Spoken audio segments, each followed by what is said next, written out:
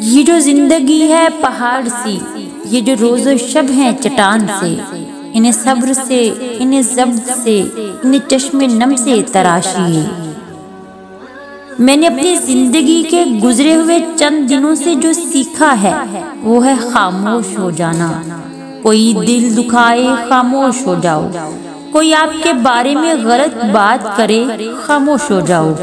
رونے کا دل چاہے خاموش ہو جاؤ، اذیت حدوں کو چھونے لگے خاموش ہو جاؤ، ماضی کے دکھ دن رات کے کسی بھی پہر آپ کو رلانے آئیں خاموش ہو جاؤ،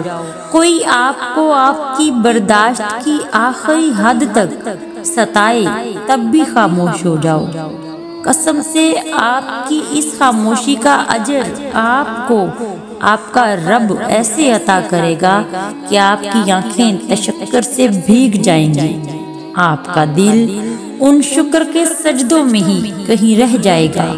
اور اس لمحے آپ کو احساس ہوگا کہ خاموش ہو جانا کس قدر بہتر ہے گلہ شکوہ کرنے سے۔ اسی لیے تو میں یہ کہتی ہوں، یہ جو زندگی ہے پہاڑ سی، یہ جو روز و شب ہیں چٹان سے، انہیں صبر سے، انہیں ضبط سے، انہیں چشم نم سے تراشیے۔